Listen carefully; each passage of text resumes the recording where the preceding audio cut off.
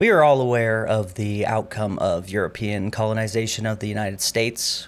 We know that over time, disease, expansionism, and full on treachery led to the forced relocation of indigenous people who called this land now known as the United States. Hundreds of different tribes, maybe even thousands, populated the United States, and most of them found themselves at odds with an enemy who had superior weapons, funding, and a natural immunity to diseases that they carried with them.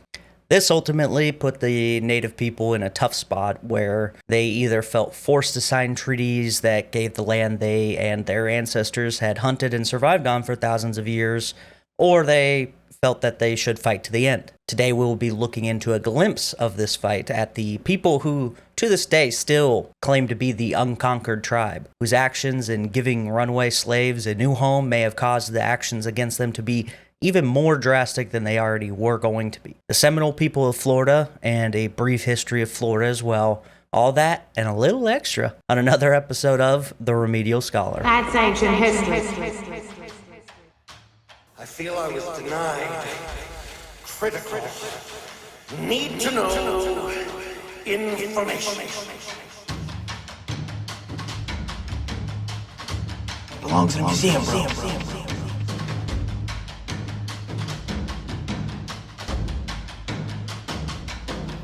Stop skipping your remedial class. Holy smokes. Welcome to the Remedial Scholar. I am your host, Levi, and I've missed you. I know I made this big declaration of things are going to be different. I'm going to stay on top of this. And then I went and got a job where I have to be up at 4 a.m. So my schedule has been wonked, and it has prevented me from finishing this episode specifically in a timely manner. But, you know, excuses. I'm trying to get better. That's all I'm trying to do. But, I'm ready to get going once again. I hope you have been having a good year so far, and if you are new here, welcome. A little reintroduction because my multi-hiatus nature makes me feel like I need to explain the show and mission before we get too far ahead. I have an obsession for all things history, always have, always will. This show allows me to look into some of the lesser-known topics, but sometimes more known topics in history, but I do try to find connections and details that are unique. Do I always succeed? Perchance. You be the judge. But if you like history of any kind, then you're probably going to like this show. All right, so with that out of the way, this is a topic that was not a direct request, but, you know, I have been asked previously to cover more indigenous topics, which can be hard considering many of the tribes in the United States relied on oral traditions of storytelling. So there's a lot of detail that has been lost, but luckily for us, we're in the 21st century, and there is a resurgence in documenting about as much of these things as we possibly can, along with other things. So I like this topic because it covers a wide range of things, and all of them are important. Stories like this are, I feel, seldom discussed, as evident by the fact that it was so hard for me to find any up-to-date videos or anything. This topic also follows along a few key components of the United States history and showcases why this country is so intriguing and rich with diverse stories across the board. We have an umbrella of this topic, a tale of resilience, cultural fusion, and freedom! Minus the Mel Gibson. It also spans across European history, briefly, specifically the Spanish and British colonies in North America, the indigenous cultures, but we are going to focus mostly on the Florida ones, and also the history and subjugation of Africans into slavery and their resistance to that plight. This, I believe, is a very important topic to share. Stories such as these, I believe, are, only going to be more and more important as time goes on. So this episode has a few pieces, so I want to share with you the direction we're going to be going. Firstly, a little refresher on indigenous people in North America. Then we're going to discuss the first encounters with Europeans, how that changed life for the indigenous people, and then eventually get to the birth of the Seminole tribe. So, to give a little historical preamble, for this episode, we are once again going to travel back to early nomadic people. The leading theory, especially for the indigenous people of North America, is that they followed the big game, the large beasties, across the Bering Land Bridge around 16,000 BCE, and then they kind of split up into various groups depending on what animal they preferred to hunt or what their style was. So this is kind of a refresher. We talked a little bit about this in the Maya episode, but there's, blood typing and DNA evidence that links the two separate migrations of indigenous people in North America to those of Eastern Siberia. Heck, even maybe even link some of them with the Manzi people, the Dyatlov Pass episode. As the last ice age waned and the tribes that migrated changed their patterns of habitation, more and more becoming sedentary, semi-nomadic. Not the case across the board. Obviously, those in like the Great Plains region still relied heavily on following hunting herds, right? Various game, like the bison. A big chunk, especially on the coasts, started to make farming a habit by the 5th century BCE. Still, there was a lot of hunting going on, even in modern day Florida, with some, like in what would be modern day Florida, with some mammoth bones and carvings depicting hunting from around 12,000 BCE found in Florida. Florida back then, very different from today. Almost zero people eating each other's faces or throwing a live alligator through a drive-through window. Florida man, trademarking, jokes aside, Florida man TM. The climate at the time was very different enough to enable the survival of a relative of the mammoths we discussed recently, the mastodon. Other fun creatures and critters involved in the food chain of these early Florida residents were things like the giant armadillos, which sounds pretty awesome. It turns out that they are currently around, though, but I imagine just huge armadillos, just... they could have used the shells as roofs for their houses or something, because my brain's dumb. They also had camels, interesting, and horses, which is a surprise because, since the stories always told that the Spanish brought horses and the natives loved them. Turns out horses actually evolved in North America millions of years ago and migrated to Eurasia from the Bering Land Bridge. They did a little reverse of what the indigenous people did. Horses did eventually die out in the changing landscape in North America and also were hunted. Like the people living there did eat them, which is why, maybe that's why they were such a big hit to indigenous people when they came back. We recognize these things through some sort of like DNA or something. But anyway.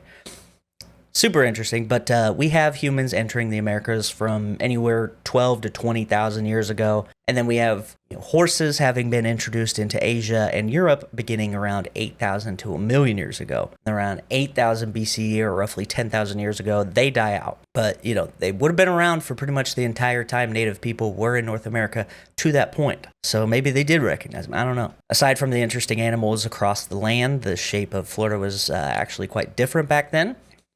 Instead of the iconic yet phallic peninsula currently in observance, the shape of the Sunshine State was more of a thimble. It was, the climate's also very different, as I discussed, with the wider land being much colder, and the biggest difference to me, much more dry, which is surprising. Aside from the ocean water surrounding it, the only water sources stemmed from sinkholes deep inland, which native people began to settle around 8,000 BCE, the same time horses left America.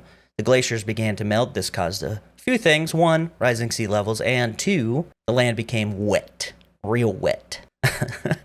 I don't know if I needed to emphasize it like that, but I did. So anyway, here we are. Many of these prehistoric locations of indigenous people, they could have been lost to the sea, like their habitats and things. But still, some are found, which helps understand this period a little bit. People back then also lived inland near freshwater sources like the sinkhole water pits that I talked about. Around 600 years after the Great Pyramids were finished, fired pottery was beginning to become a thing for the indigenous people. This is a little after the first settlements began to pop up around the coast and water-filled sinkholes, but as mentioned a moment ago, the settlements on the coast are now submerged, right? As these early Floridians settled near reliable water sources, their way of life began to shift from just purely hunting and gathering to something somewhat more stable. By around 500 CE, communities began to form in ways that suggest a sense of permanence and organization. People were still hunting and fishing, of course. Florida's waters were rich with fish, shellfish, manatees, stupid sexy manatees, and even alligators, which they would ride, of course. No. But farming was beginning to take hold. The land, especially in northern and central parts of the region, was well suited for crops like corn, obviously, beans, and squash, often referred to as the three sisters because they were grown together in a symbiotic way that benefited all three plants. Farther south you went, the harder it was to sustain large-scale agriculture due to the marshy, sandy terrain, subtropical climate. This is why the groups in the southern tip of Florida remained mostly semi-nomadic, relying more on fishing and foraging and seasonal migrations rather than farming. During this time, we see complex societies become more and more complex. They weren't just scattered families eking out a living in the wilderness. Instead, they were organized communities with clear leadership structures, trade networks, large-scale construction projects.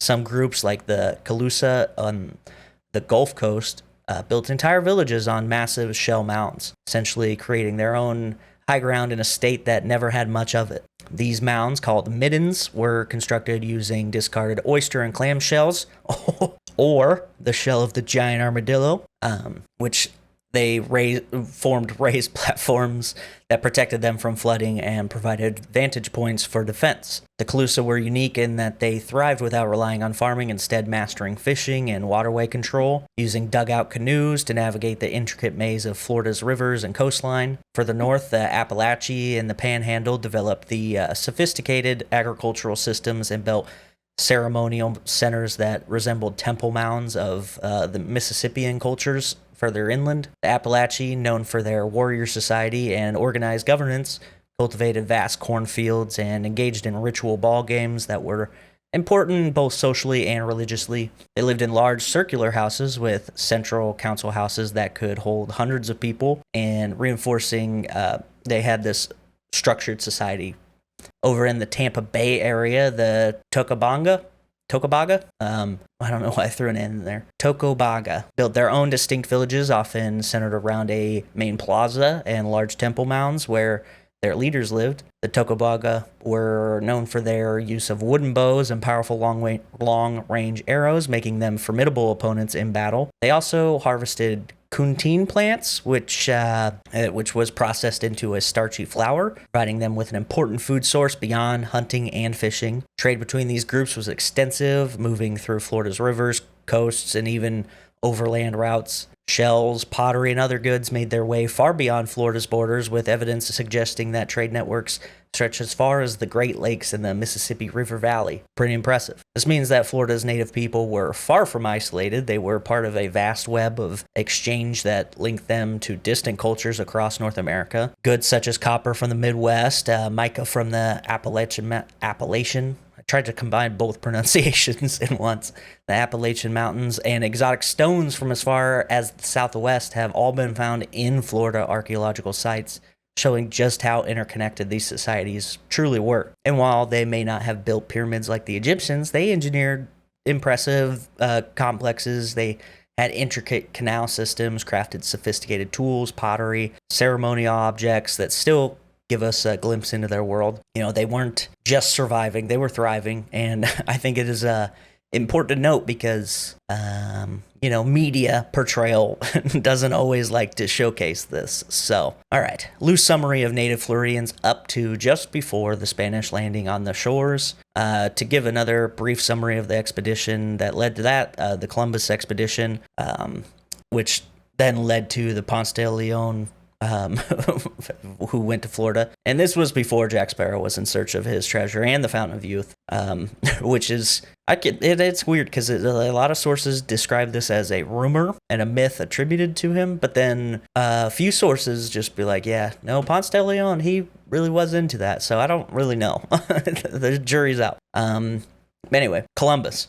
Christopher J. Columbus sailed across the Atlantic Ocean in 1492 in an effort to find a route to Asia for the Spanish. Talked about this in the Pirate two-parter, but those of you who are new, this is important information, in my opinion anyway. At the time, the oceans of the known world had been split up between dominant powers in Europe, unbeknownst to those residing in the rest of the world. Portugal had claimed a route around Africa in 1479, which was the only way to ship to get to Asia, but only way by ship to get to Asia via chartered waters. All right, this is important to note because there's this myth, and I talked about it in the pirate episode for so long, that Columbus was sailing west to prove that the earth was round, but that nobody went west because it was surmised that there was a cliff that they were going to fly off of. And this is nonsense. They knew there was something over there. They just didn't know what, and nobody had charted it at this point. So Spain and Portugal were the two dominant naval powers at the time, and Portugal beat Spain in claiming a route to Asia around Africa. So then Spain decided to hire some explorers to be the first to go and find a way to Asia that didn't encroach on Portugal's route, right? The seafaring route was the most logical, as the Ottoman Empire presented a difficult roadblock in any attempts to reach Asia by land. So you either had to buy things marked up crazy high by the middlemen who could actually travel that way, or, well, actually that was kind of it. So they did. Columbus had advocated for a westward route to Asia and told the Spanish crown that he could do it, so they let him. He actually did pitch this idea to the Portuguese, but they told him that his estimated travel mileage was super duper low and that his voyage would be 4 times the length of his proposal, which is true. They were right. He asked Queen Isabella and her advisors, and they came to the same conclusion, but she paid him a year's salary not to tell anyone, which is kind of weird. Like, all right. Anyway, eventually they reached an agreement, and away he went. First voyage he traveled, reached the Bahamas, then Cuba, then Hispaniola. The second voyage from 1493 to 1496, he got to the other side of Cuba, but then looped back around to Hispaniola again, bouncing around various islands in the Caribbean. Voyage number 3 in 1498, he actually made landfall in South America first, which is exciting. Finally got to a continent.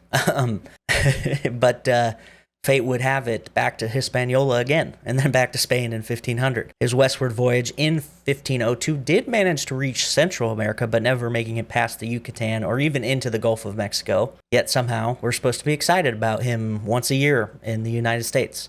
And never stepped foot on the future American soil. Anyway, while not ever being successful in anything that he set out to do, he did lead the way for follow-up expeditions. A lot of copycats, if you will. This is also a good spot to inform you that the etymology of the New World in 1507, America was recorded as a reference to the new continent of South America, then later applied to both North and South America, stemming from the Italian explorer Amerigo Vespucci, Latinized and then Anglicanized into America. The feminine twist on it is in reference to the land, as in Asia, Africa, Europa.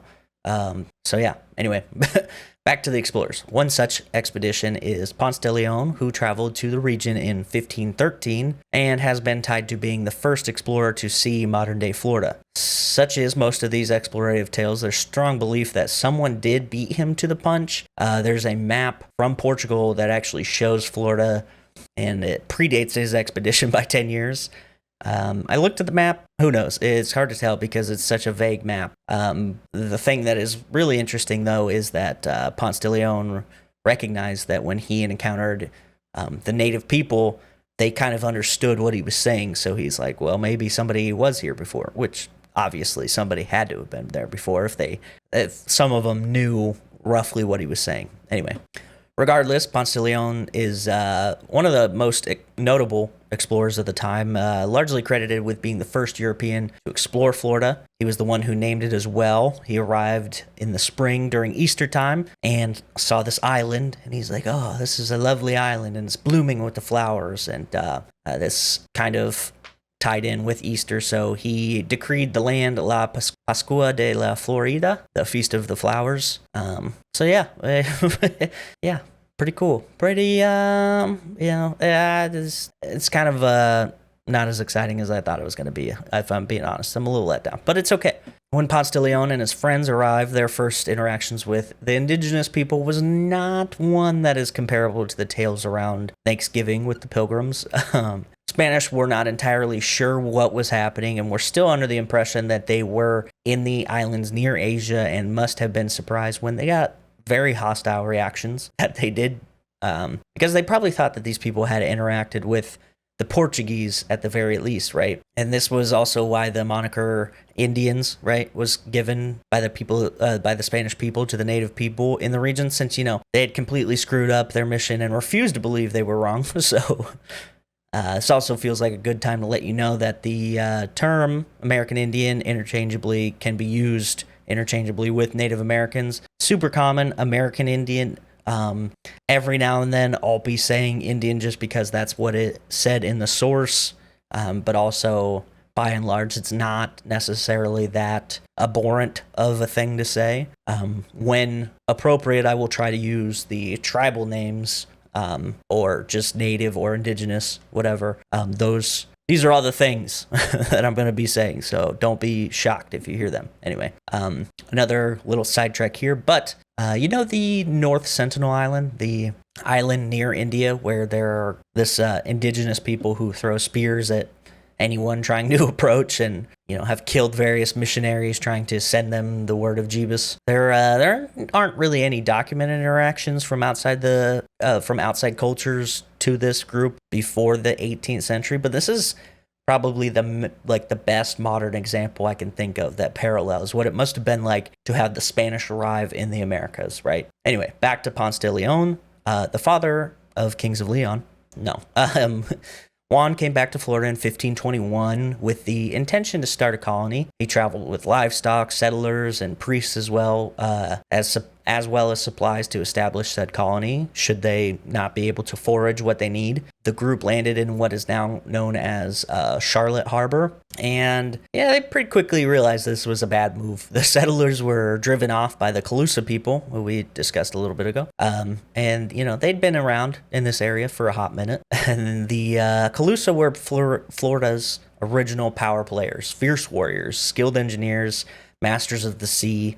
Unlike most of the indigenous groups, they didn't farm. We talked about that. You know, their entire societies around fishing and water stuff. So pretty impressive. Very organized. They had a hereditary chief, right? It's passed down through lineage. And when Ponce de Leon showed up in 1513, that's who he interacted with. And then in 1521, it happened again. They remembered. He got wounded with a poisoned arrow, and then he died. So, yeah. For the next 2 centuries, they fiercely resisted Spanish rule, but by the 1700s, disease, warfare, and slave raids from the British-backed tribes devastated the Calusa. But the Spanish not done trying, right? They really wanted Florida. The hard-headed never learn, I guess. The next major expedition in Florida was that of Pamphilo de Narvaez, who arrived near Tampa Bay in 1528. He showed up thinking military might was enough to force the native people he encountered to giving him golden food. They looted villages, camps, and found the Tocobaga and Appalachian tribes. He met, they didn't appreciate this at all. Soon, Pamphilo found himself and his 300 men hungry and unable to find the support ships that were supposed to come for them. The two tribes both utilized guerrilla warfare, quick hit-and-run attacks, ambushes, and superior understanding of the territory to terrorize these guys, these attempted conquistadors. The Spanish fled, trying to reach Mexico via rafts, but they were all lost at sea. Only 4 men survived this expedition out of 300. That's rough. That's Magellan levels of embarrassing. Good news is the failed attempts continued. The next main one from 1539 and lasted a decent amount of time comparatively. Hernando de Soto landed near Tampa Bay as well. This time the Spanish were not messing around. More than 600 soldiers arrived, bringing horses and artillery. Big time invasion. And I realize that I undermine their intensity when I say horses, but it's funny to me, so deal with it. He took his predecessor's intensity and brutality and kicked it up several notches. He attacked villages, kidnapped leaders, and ransomed them. Normal stuff for the Spanish. He fought his way through the southeast region, but he also used some trickeration to appease native people. He did the old party trick of pretending to be a god of sorts to pacify some of the people he encountered. Neither the exact route or place of death of De Soto is known, but he did die of a fever in 1542, which is either near modern-day Lake Village, Arkansas, MacArthur, Arkansas, or Faraday, Louisiana. They were in search of gold and treasure and found none. They also lost a good chunk of their men because they were constantly fighting local tribes everywhere they went. Eventually, the survivors fled down the Mississippi River, and this trip did little to solidify any standing Spanish foothold in the New World. The next attempt was one that is landed in what is now known as Pensacola, former brief home of mine. In 1559, Tristan de Luna y Arellano established a settlement there, but as Florida often does, it was hit by a hurricane and completely dismantled and abandoned by 1561. Also, how horrific a hurricane must have been back then. Scary enough now, and we have, very advanced engineering techniques and things to combat such strenuous wind, like this, just crazy amounts of power in this weather thing, and it's somewhat unpredictable, especially back then. Anyway, unaware or just ignorant to the failures of the Spanish, the French explorers, René Goyen de Laudonnière, established Fort Caroline in modern-day Jacksonville in 1564. The difference between the two countries' attempts is that these guys actually kind of tried to live amicably with local tribes. They traded peacefully, working on defensive alliances of sorts. And I believe that part of this is the fact that many of these settlers were Protestant refugees fleeing religious persecution. These Huguenot, I'm pretty sure that's how it goes, refugees had a much more peaceful nature to them compared to the less than a century removed from the Catholic from the Spanish Inquisition Catholics, right? They were like, that wasn't that long ago for the Spanish, so it's not like they're going to be nice. The Spanish were not pumped by the French trying to sneak into their land, right? Quote unquote, their land. Thinking that their numerous failed ventures granted them some sort of claim to this land, which I would disagree. I would say since the French managed to make peaceful landings and interactions with the local people, they kind of probably had more right to continue to live there than the people who continued to repeatedly get killed and chased out. Now, in 1565, the Spanish, led by Pedro Menendez de Aviles, established St. Augustine. If you remember from the Pirates episode, St. Augustine is the oldest continuously inhabited European settlement in the United States. Later that same year, the Spanish attacked and pretty much annihilated the French fort. Can't win. They can't win against the local tribes, but good golly, they can fight some French religious refugees. The Spanish victory was short-lived as French privateer Dominique de Georges attacked and recaptured the fort with no quarter given, aka everybody died. Nervous laughter. I'm not laughing at their death, but I kind of am. Anyway, St. Augustine became a hub of activity, both economic and militarily, with an actual surviving colony established. There was a rush to grow it and defend it. Missionaries flocked to the New World, hoping to convert the native Indians, which, while various trades arrived hoping to establish their own network. St. Augustine itself was also attacked by various things. We discussed Sir Francis Drake, plundering the city before. Also, a fire and a hurricane hit the city in the same year. 1599. Still, it expanded. More Europeans traveled to the New World, and this put them at odds with the native people living there. There was a heavy effort to convert native population over the next century between conversions and the diseases carried by by the otherwise immune Europeans. I don't even know where I got United States in that sentence. There's no, in my notes, there's United States is not even on this page. I don't know what's happening. The numbers of the indigenous people began to drop drastically. So the New World had many fruits to be had, and St. Augustine was somewhat a gateway to that for Europeans. Whoa. All right. To Spain, it was a strategic foothold for controlling Florida and protecting its treasure fleets. But to the indigenous people of the region, it was, an unwelcome invasion, I'll say, that disrupted their lands, traditions, and way of life. From the very beginning, the Timucua, Apalachee, Guale, those tribes fought back, attacking Spanish forces and resisting conversion efforts, while some indigenous leaders tried to form an alliance. Most saw the Spanish as hostile occupiers, and their fears, obviously not misplaced. Disease, forced labor, and cultural suppression would soon follow as Spanish settlements expanded across Florida, Georgia, Texas, California, New Mexico. Resistance from Native American groups only intensified. The Spanish missionaries who accompanied these expeditions were determined to convert indigenous people to Catholicism, but conversion was rarely voluntary. Missions were established near native villages, offering food, tools, and protection to lure people in. Once inside the mission systems, indigenous converts were expected to abandon their traditional beliefs, work the fields, and adopt European customs. Some accepted these changes, hoping to gain favor or trade benefits, but others resisted. In Florida, the Appalachee and Timucua periodically revolted, burning churches, killing Spanish priests. Meanwhile, in the Southwest, the Pueblo Revolt of 1680 was one of the most successful uprisings, temporarily driving the Spanish out of the New Mexico territory for over a decade. But nothing was more devastating than European diseases. Smallpox, measles, influenza swept through all of the communities faster than any army ever could, wiping out entire villages before the Spanish, French, or British even arrived. With no natural immunity, indigenous populations plummeted. Some estimates suggest that it was around 80 to 90% of Native Americans in North America died due to diseases within the first 200 years of European contact, which is crazy. For many tribes, this meant not just losing their people, but also their histories, leaders, traditions.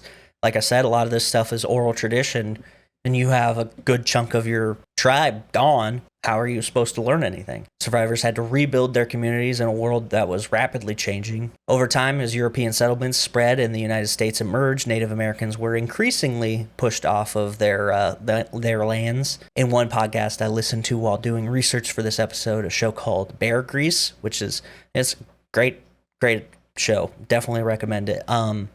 But in particular, I listened to a few episodes on the Seminoles and Osceola and anyway, they were discussing Native Americans and early fights with Europeans and early Americans, and the host, I can't remember his name, but he interviewed a woman named Dr. Patricia Wickman, who's written several books on the Seminoles, and stated that the arrival and colonization of Florida by the Europeans affected the tribes of the region in a similar manner to breaking the break in a game of pool, right, and billiards. So you have the cue ball. The European settlers make contact with the racked balls, right? And then they go all over the place, all these different directions. And that's kind of what happened to the tribes in the area, all over the continent.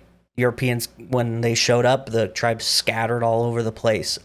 And while I'm focusing on Florida in this episode, it should be obvious that the occurrences to the tribes in North America were pretty similar across the board. Each area had its own varying outcomes, but for now, until we dive down the rest of the regions and other topics, I'm going to be generalizing a little bit. Now, as England began to seek a foothold in the New World, the Spanish and British both tried to get local tribes to help them with their efforts to expel the other. This is similar to what the United States government would do later on while they worked to remove the American Indians to the dedicated reservations. The Spanish had an upper hand in this pseudo-proxy battle, as they had been established for some time, right? They had to begin repairing some of the relations with the tribes that, didn't move away from the carnage that they brought earlier. They utilized their Catholic missions to give food and built shelter to these guys. They proselytized, converting quite a few in the process. They then utilized this to encourage them to defend Spanish property, while the British armed other tribes and encouraged them to attack the Spanish. Over time, the native tribes in Florida succumbed to the attacks and the dwindling populations from various illnesses and enslavement. The main tribes the Spanish had brought on as defenders were the Appalachee and the Timucua, and they were all but wiped out from this. So the Spanish actually leaned on more than just the American Indian as well. They were also willing to grant a safe haven of some sort to escape slaves from the north, even giving them a settlement of their own, Fort Mosey. Sidebar on this, as the Spanish felt the need to be more peaceful than the earlier tactics in order to secure and defend their colony in the New World. The Crown issued a decree in 1693 to grant asylum to anyone who escaped to Florida as long as they converted to Catholicism. This, along with a mandatory service of 4 years and a militia, granted the asylum seeker safe haven. And this is anybody, right? In 1738, the Spanish governor issued a construction order for a fort north of St. Augustine. This would be the place that all runaway slaves were directed to go. Once they accepted a baptism, Christian name, accepted the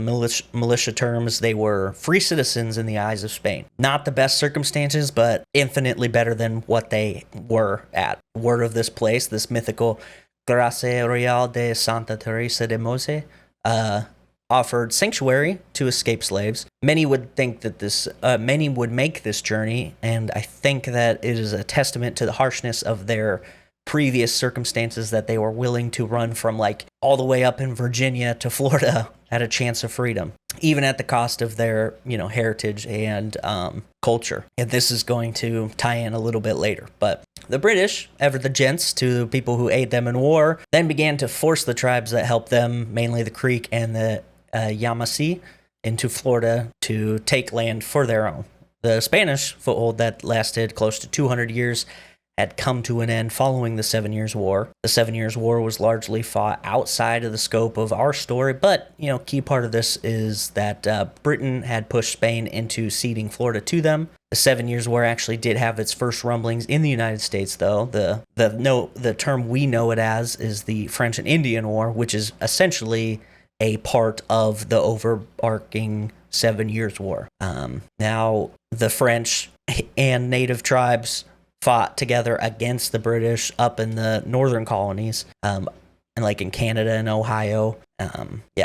Anyway, eventually the animosity shared between the French and the English expanded into Europe, and then the war ended in 1763. Colonial power in North America had shifted pretty drastically. While Britain, they did technically win this war. You might notice the year it ended, right? 1763, okay? And you might be wondering if it had any effect on the Revolutionary War, and well, you would be correct. Britain won, securing Canada from the French, which led to the most confused country there ever was. Maybe South Africa is more confused, I guess, but they speak French and English, but mostly French under British rule until 1982, and that's not a typo. I didn't actually write that instead of 1892. 1982. That was just the other day. You know what I mean? Anyway, Britain also took control of French lands east of the Mississippi, and anything west the French gave to Spain for helping fight Britain. Spain gave up Florida, and essentially England had control of over half of the explored United States. Now, this sounds all good and well, but the war became a major financial strain, basically doubling their national debt in the process of winning. They also were limited in their westward expansion, which the colonists were eager to explore. But with Spain being in control, and I use that term loosely, they had nowhere to go. The financial burden was taken on and put on the American colonists, heavily taxed and also given zero representation for the massive taxation that they were paying, right? These are the things that led to the Revolutionary War, which is obviously a topic for another day. But basically, up until the American independence, Florida was not really a focus for anyone. Life for those in Florida did not really change as the powers that be changed hands outside of their bubble. Flags may have changed on the poles in St. Augustine or in Pensacola, but little population outside of those places had any desire to care who was in charge. Okay, 7 Years' War did affect the American indigenous population. The French, who had often leaned into synchronicity in their cultures and had no desire to push for forced conversions to Christianity, were no longer around, right? Britain, who had their scheming ways, now had control of Florida. However, like I said, there was not a big focus on the Sunshine State. After the Revolutionary War, however, things began to change. The Treaty of Paris, following the war, granted Florida back to Spain. And if you thought that Spain was incapable of growing a colony in Florida before the 7 Years' War, well, you're in for a shock to know that they really didn't do anything here either. This did enable more of the same safe haven style government things that the American Indians had and runaway slaves had encountered before. I would say it was probably less safe haveny and more really like nobody's paying attention, which is, fair. This would be the destination for any native people who did not care to assimilate into Europe or the European lifestyle. Now, stepping back in time a little bit, with the European encroachment in full effect, various tribes opted to form a confederacy of sorts to protect their lands and themselves. One such confederacy was the Creek Nation, which had two main sections. You had the Upper Creek, which is modern-day Alabama, and the Lower Creek in Florida. And these tribes banded together in part because they had already had this established trade network and all spoke a Muskogean dialect. The Creek Nation, other times referred to as the Muskogee or Muskogee, consisted of a few different tribes, none of which called themselves Muskogee. This is actually it's not a, I don't know how to describe it. It's from Cherokee. The Cherokee called these people the Muskogee, which is essentially like swamp people. This. Which I feel like is rude, but okay. Creek is actually also kind of a weird word. It's not a weird word. We know what the word is, but it's Creek as in terms of like the tribe, Creek people.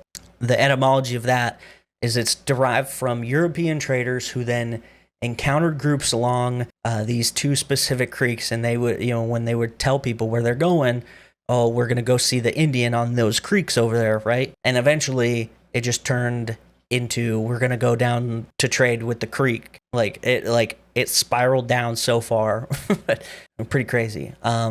Anyway, after the Revolutionary War, whatever, however you want to describe it, George Washington began to do his average amount of U.S. indigenous relations.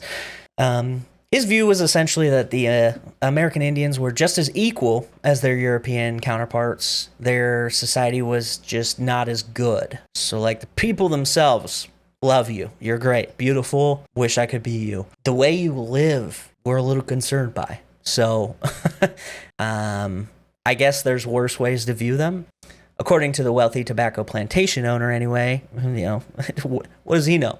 He offered a 6-point plan in which he decided the native people in America would receive impartial justice, the regulation of buying of their lands, promotion of commerce, promotion of experiments to civilize or improve their society, presidential authority to give them gifts and punish anyone who violated their rights. Awesome. This is, though, of course, hinging on the people who signed. If you signed it, you're good. If you didn't, the Upper Creek were the first to sign and subsequently be assimilated into the culture of the new nation. Definitely some parallels here between the Creek adaptation into American life and the escaped slaves converting to Catholicism in Spanish-controlled Florida, right? I can't speak on the decision. I'm sure there's a lot of inner turmoil to decide to convert into American life. The thought of being able to keep your land, to learn new ways to take care for it, to care for it, to, have a stable life, to not rely on migration of animals, this kind of thing. It had its appeal to them, for sure. And there was probably this hope that they could prosper under these conditions, but, others definitely had their doubts.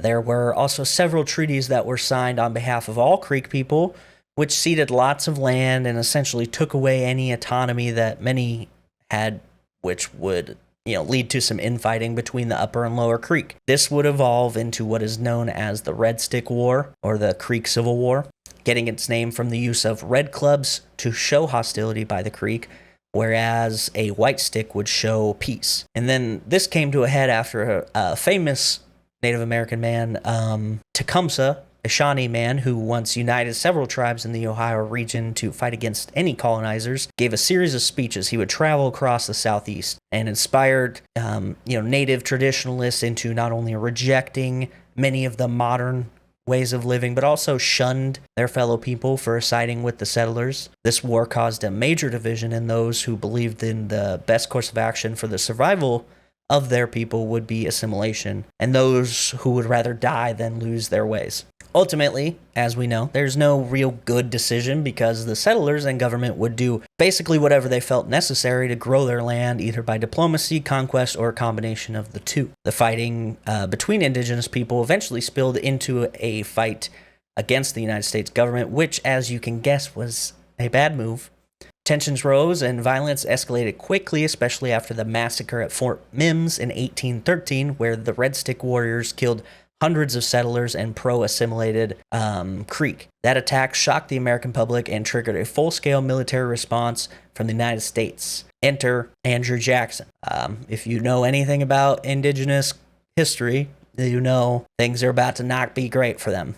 Andrew Jackson, a general at the time, led a coalition of United States forces, Tennessee militiamen, the Tennessee Volunteers, and eventually some Cherokee and Creek allies, and launched a brutal campaign against the Red Sticks. All of this led to devastating battle of Horseshoe Bend in 1814. There, Jackson's forces overwhelmed the Red Stick stronghold, killing hundreds and effectively breaking their resistance. In the aftermath, the United States demanded a staggering land cession of over 22 million acres, much of it taken not just from the Red Sticks, but all of the Creek, even the ones who had signed the treaties, right? The ones who had fought with the Americans. So, yeah, this betrayal deepened existing fractures in the Creek Nation and pushed many traditionalist survivors to flee south into Spanish Florida, where they would regroup, form alliances with other displaced natives, runaway slaves, and eventually become the Seminoles. All right, but this is kind of the best spot I found to put this, but this is something that does not get talked about in textbooks or in a lot of cultural conversation. But I discussed enslaved Africans running for their lives to earn their freedom through labor, military service, converting to Catholicism under Spanish law, right? Or eventually just becoming slaves once again with native tribes, or just allowed to live near them.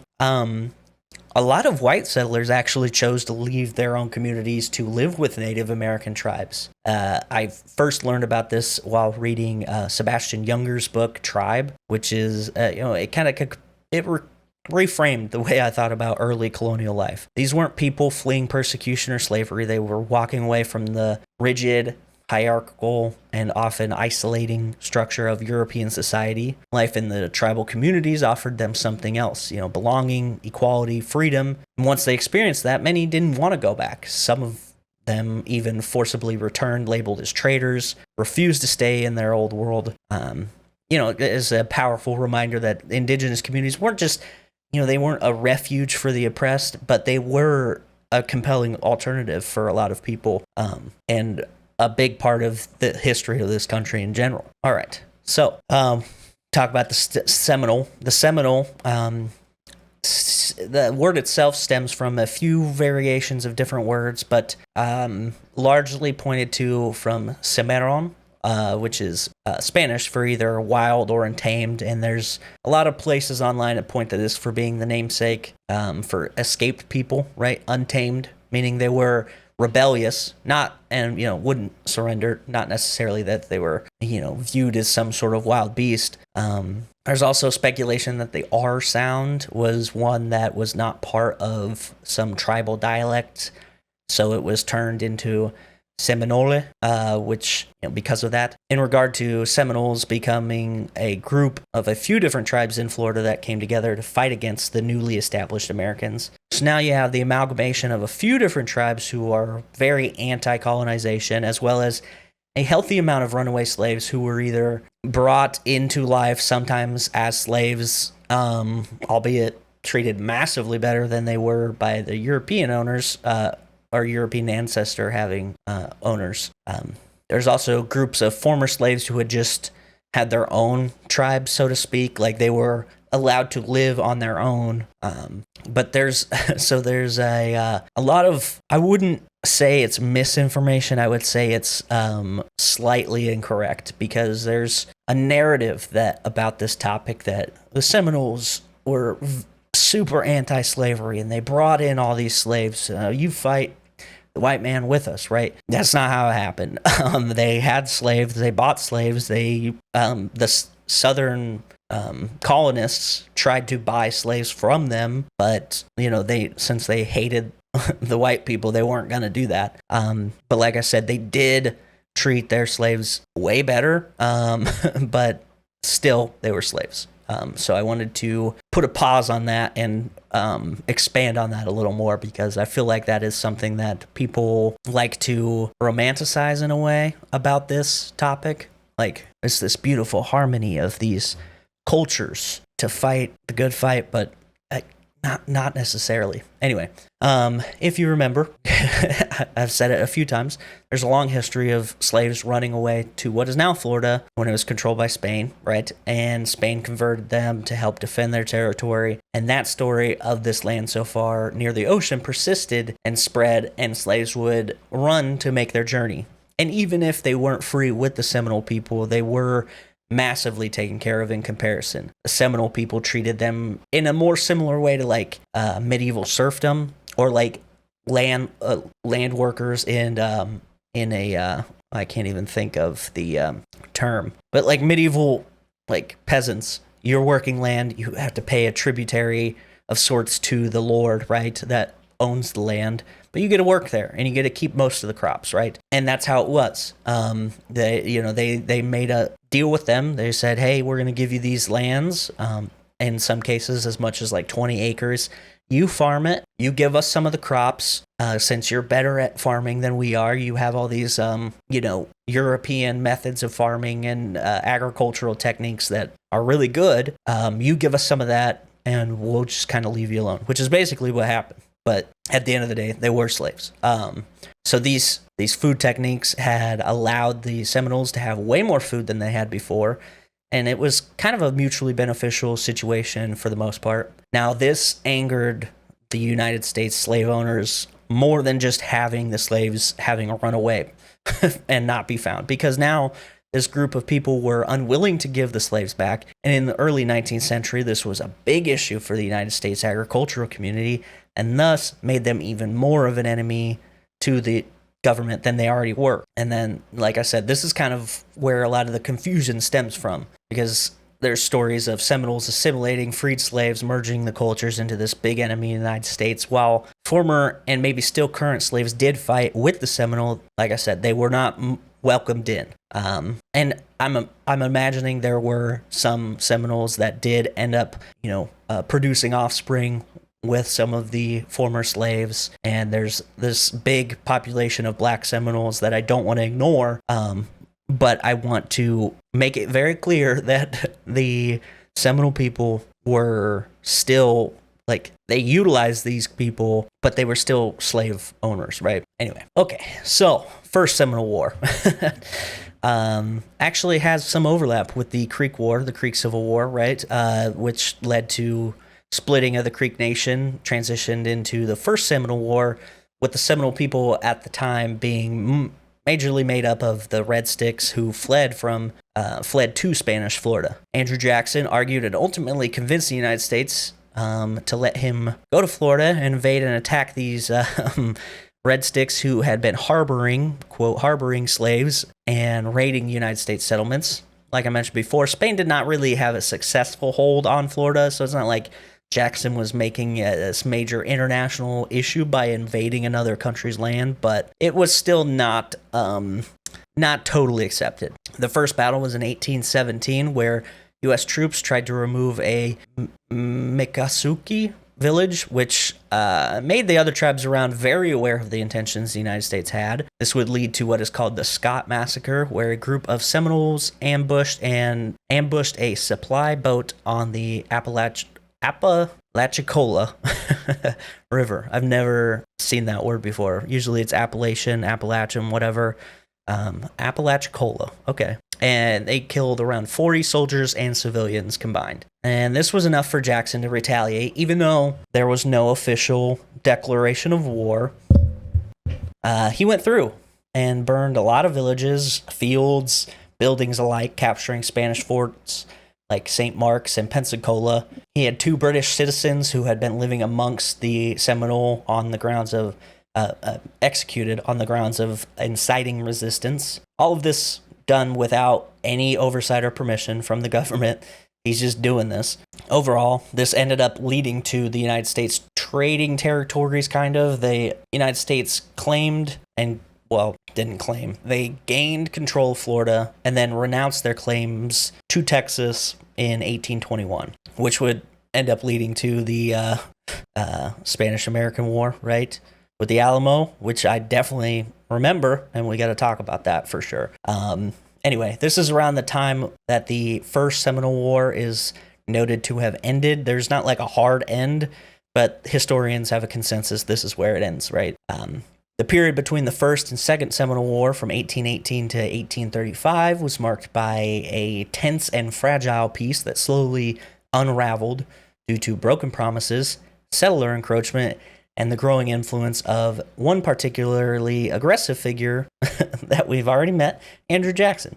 After the First Seminole War ended, Florida officially became United States territory with the ratification of the Adams-Onis Treaty in 1821, and the United States government wasted little time in encouraging white settlement and preparing the land for development. For the Seminoles, many of whom were displaced Creek warriors, Maroons, which is the escaped slaves, the Black Seminoles, and descendants of earlier native groups, this meant being pushed even further south into less desirable lands. To formalize that push, the Treaty of Moultrie Creek was signed in 1823. It required the Seminoles to give up claims to most of northern Florida and move to a reservation in central Florida. In return, the United States promised food and farming equipment and protection from encroachment, but these promises unraveled pretty quickly. Settlers ignored boundaries of reservation, and government aid was inconsistent or outright neglected.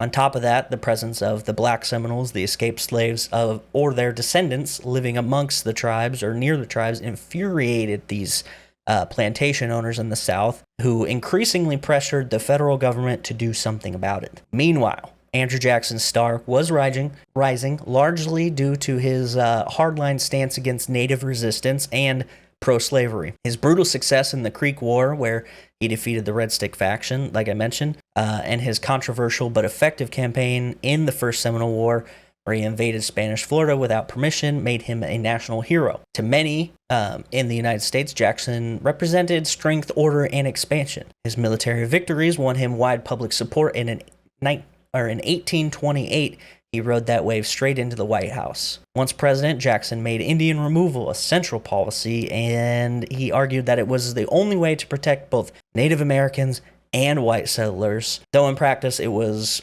pretty much just to make room for growth of the American expansion, right? No matter the cost. In 1830, Jackson signed the Indian Removal Act, giving the federal government broad authority and very vague authority to relocate Native people west of the Mississippi River. Now, this wasn't 100% accepted across the United States. In fact, I learned that one of Jackson's own former soldiers, a man you may know, named Sir Davy Crockett, who fought in the Red Stick and Creek Wars, was so disturbed by the cruelty that Jackson had during those wars in this campaign that he witnessed firsthand that when he became president and signed the Indian Removal Act, Crockett, risked his entire future political, he could have been a president at some point, but he risked all of that to just be so outspoken against Andrew Jackson. So that's pretty awesome. I got to tell you, I did not see Davy Crockett being a hero in this story of sorts. Yeah, we really got to talk about the Alamo. That podcast that I talked about, Bear Grease, told a story about Davy Crockett in the war, and they had burnt a city down, and or a village, not a city. They had burnt a Native American village down with, the bodies and everything there. And they were looking for food, and they were told to eat the potatoes that were stored under one of the houses. And the grease from the burning bodies ran down the hill underneath the house and mixed with the potatoes. And that's what they had to eat. And it was at that moment that Davy Crockett said, you know what, this probably isn't good for me, good for anybody, and famously had been outspoken about this kind of thing ever since, and also even went as far to say as he was comfortable with where he would be on his judgment day with his decision about this. So pretty interesting, right? All right, so Anyway, the Indian Removal Act marked a major shift from negotiated removal to forced removal. The pressure on the Seminoles escalated pretty quickly. In 1832, under growing federal insistence, a small group of Seminole leaders were pretty much coerced into signing the Treaty of Payne's Landing, which agreed to removal pending an inspection of lands in the West. That inspection came back with mixed reviews, and many leaders, most notably Osceola, rejected the treaty outright, claiming it was signed under pressure or misrepresented entirely. There's also a myth that Osceola stabbed this treaty. He said, nope, not having it, put his knife in it. Whether or not that happened, who knows, but it's a fun story. The United States, however, considered the treaty binding and began preparing for forced relocation regardless.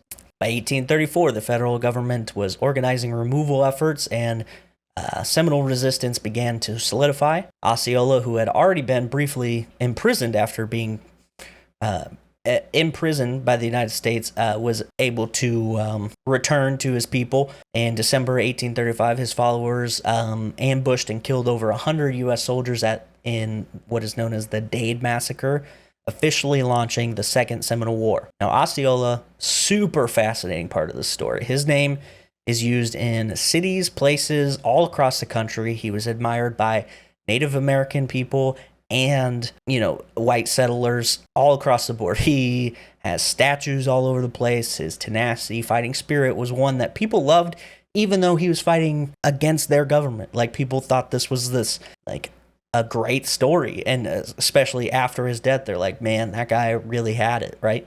This David and Goliath story made him famous to the point where when he was in prison, dozens of artists were outside his cell trying to paint his likeness. The most interesting part of his history to me is that he was outside of modern government limits to be considered a member of a tribe, like modern limits. He is largely accepted by both historians of European descent and native tribal historians to have been around 1/8 Muskogee Creek, but 1/4 is required to be considered a part of a tribe today. But back then, that was not a requirement that you had to be half, full, whatever, any percentage. It varied from tribe to tribe, but a big part of it was being raised by a mother in the tribal traditions. He was born Billy Powell, which is not exactly the name you think of when you think Native resistance to American expansion, but yet he was. Osceola Billy Powell, born in 1804, and his family and tribe were pushed into Florida from Alabama during the Creek Civil War. Osceola and his family were inspired by the speeches given by Tecumseh,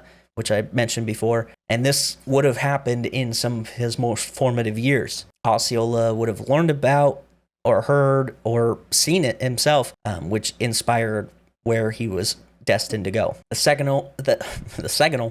The Second Seminole War was one which had a lot more balance to it, not in terms of numbers, as the Seminoles were drastically outnumbered, but in terms of tactics, grit, knowledge of the terrain. The Seminoles held their own and then some. This wasn't a war fought with front lines and sweeping cavalry charges. It was ambushes, hit and run raids, survival in one of the harshest environments in the United States. Right, these swamp wars, the Seminoles, along with their Black Seminole allies, knew the swamps. They knew the dense forests. They knew this area, and they used that knowledge as an advantage, time and again, slipping through these thickets, launching surprise attacks, vanishing before troops could mount a proper counterattack or even knew what was happening. The United States Army, for all its resources and manpower, was not prepared for this kind of war. Soldiers fell not just to Seminole attacks, but heat exhaustion, malaria, dysentery, McGill's pop, and just plain bad luck. Supply lines were unreliable, morale was often low, and the deeper into Florida that they pushed, the more the Army realized just how difficult it would be to root out people who had every reason to never surrender. Osceola remained a key figure during the early years of the war, rallying support and refusing to back down. But in a move that drew widespread condemnation, even at the time, even by the American people, United States forces captured Osceola under a flag of truce in 1837. They said, "Hey, we're gonna talk truce stuff," and then they captured him and threw him in jail. Super shady, super duper shady.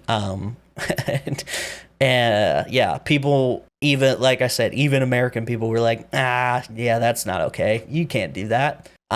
He was imprisoned after the supposed peace negotiation, and then died a few months later in South Carolina, likely from illness. His death was a big blow to the resistance, but the war continued. Now, his body was desecrated, his head removed, and his body buried without it, which is still lost. The skull's still gone. People were grabbing things off, like clothes off of his body after he had died, like taking mementos. Like I said, super famous guy. What followed was a years-long grind. The United States employed more aggressive tactics, burning villages, destroying crops, and even using bloodhounds to track the Seminole in the swamps, which is callback to the very first episode right there. Yet despite these efforts, total victory never came. Some Seminoles were captured or agreed under pressure to be relocated to the Indian Territory in present-day Oklahoma, but a determined group refused to go, retreating deeper into the Everglades, into the swamps. The Second Seminole War dragged on until around 1842, with no real end in sight. In the end, the United States simply decided it wasn't worth it anymore. The war had cost over $40 million at the time, which is in contrast to around the $20 million the GDP had, which is crazy. Taken more than 1,500 American lives, and still there was a unyielding population of these people in Florida that they couldn't convince to leave, couldn't do anything about. And after the long grind of the Second Seminole War ended in 1842, like I said, the government was just like, okay, man, we're done. We had removed most of you guys, so I guess this is we're gonna call it a dub. Yeah, so they pretty much gave up, but there's still a little bit of people in the Everglades, like I said. The United States knew they were still there, but the sheer cost and frustration of chasing them through Florida swamps just didn't seem worth it to them, at least for a while. For about a decade, things were relatively quiet. The remaining Seminoles were constantly monitored, and government officials tried from time to time to persuade them to leave voluntarily. Some groups, small groups agreed to relocate, but the core group, led by figures like Chief Sonic Miko, aka Billy Bowlegs, love that name, stood firm. They weren't interested in any more negotiations or broken promises. They had learned by then that the treaty with the United States government often came with an unexpected expiration date, which, very true. The uneasy peace eventually broke in 1855, sparked by, you guessed it, American settlers pushing further into Seminole territory. A group of United States surveyors, accompanied by soldiers, deliberately went into Seminole land to provoke a response. They destroyed crops and property near Billy Bowlegs' camp, hoping it would force a confrontation that would justify another removal campaign. It worked. Bowlegs and his warriors retaliated, and the Third Seminole War began. Unlike the Second Seminole War, this one was much smaller in scale, but it still played out in the same grueling terrain with similar guerrilla tactics. U.S. troops, the U.S. sent troops, but by this point, the Seminole population had dwindled, and their ability to mount sustained resistance was limited. Billy Bowlegs and his people fought a smart, stubborn campaign, but by 1858, the war had worn them down. That year, the United States offered Bowlegs a significant sum of money, reportedly around $7,000 at the time, for himself and thousands more of his followers to finally relocate to Oklahoma in the Indian Territory.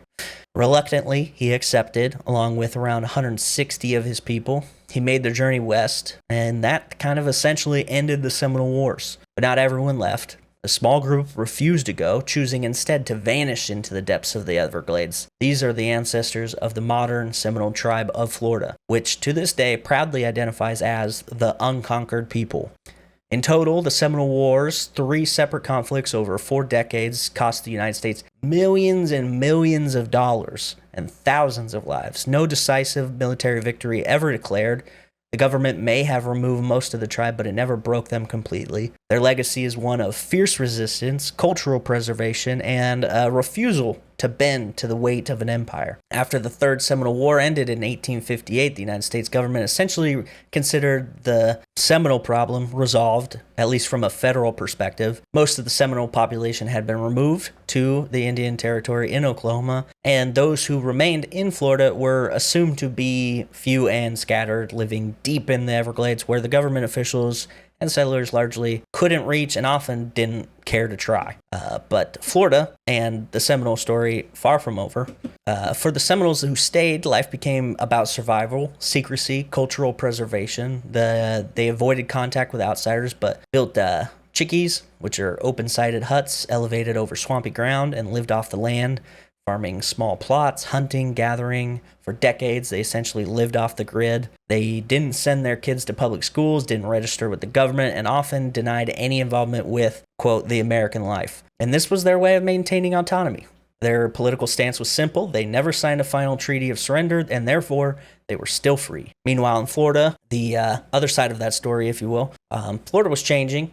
The 1860s brought the Civil War, during which Florida ceded and joined the Confederacy, or seceded. Though the war didn't impact the Seminoles much directly, it did shape the region around them. After the war, Reconstruction, railroads, and real estate began transforming Florida.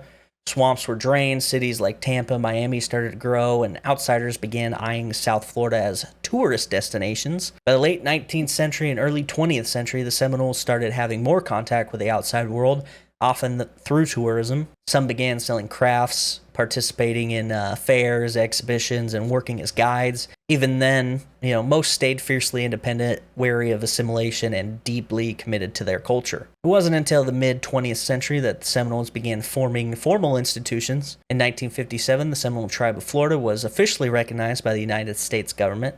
That's right, 1957. It's like 100 years after the last war ended. This recognition gave them certain legal rights, access to federal support, and the ability to self-govern. Later in 1962, a separate group of Miccosukee Seminoles who had refused to join the 1957 organization were also federally recognized. Both tribes still active today and operate independently, but they share cultural roots and collaborate pretty often. Starting in the 1980s, the Seminoles made history again, this time in the business world. They were one of the first tribes to open tribal casinos, beginning with high-stakes bingo halls and eventually expanding to full-scale resorts. Today, the Seminole Tribe of Florida owns the Hard Rock International brand, including casinos, restaurants, and hotels around the world, which I didn't know. That's pretty fascinating. That success has helped fund healthcare, education, housing, and cultural preservation for the tribe. It's a ironic but powerful twist in the Seminole story.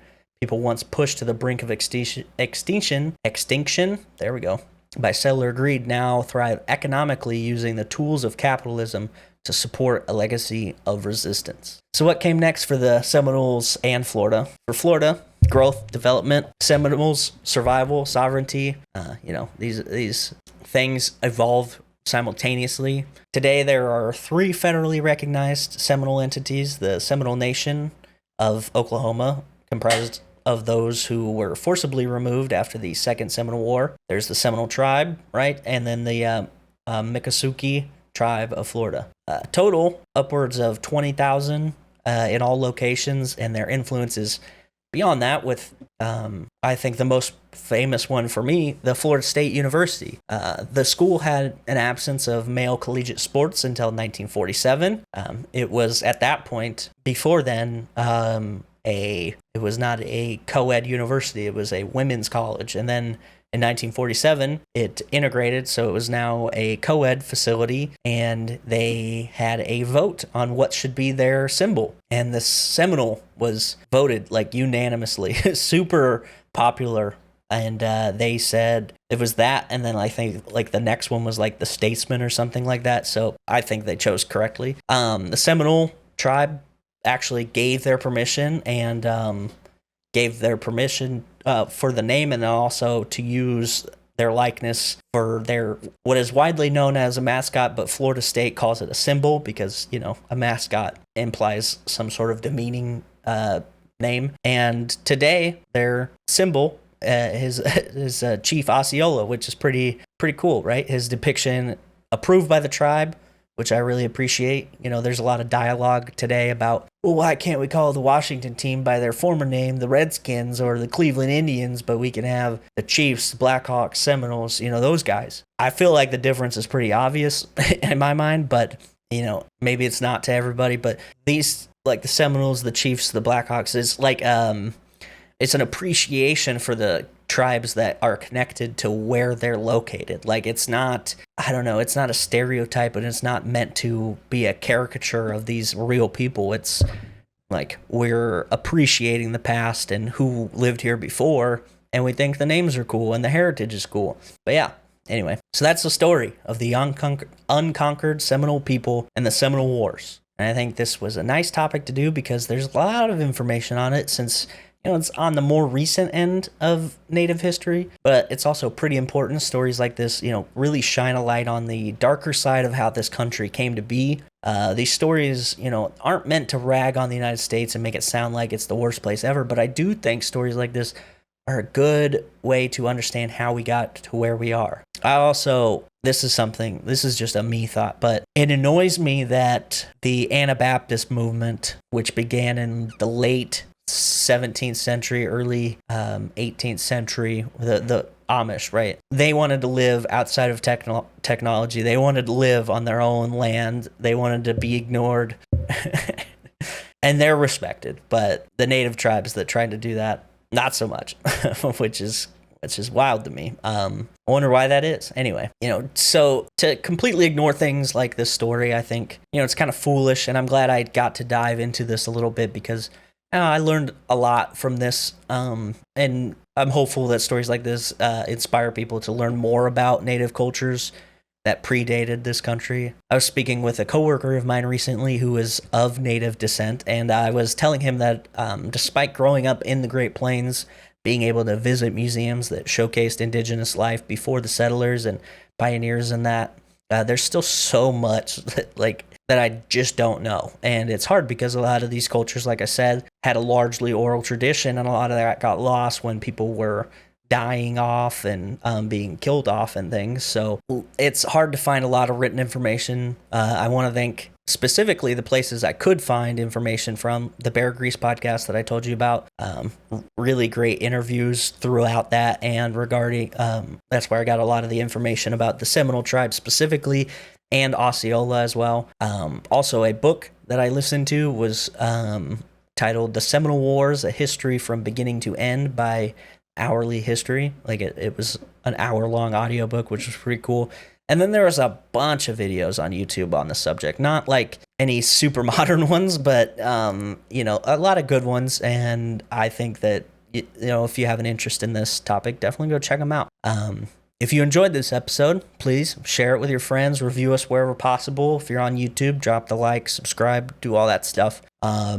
Those are things you can do to help out, help the show out, help us find more people, help more people find us. And doing all that without spending any money, If you want to spend some money, check out the merch store. I got the hat, I got the shirt on. That's in the description. You'll find links to all the social media there as well in the description. There's a link tree in the description, which also has all the links on it, and you can go through that and click on topic suggestion if you want to suggest a topic for me to do. You can do it through that, or you could email me, remedialscholar@gmail.com. And until next time, keep questioning the past. The future will thank you. Bye now.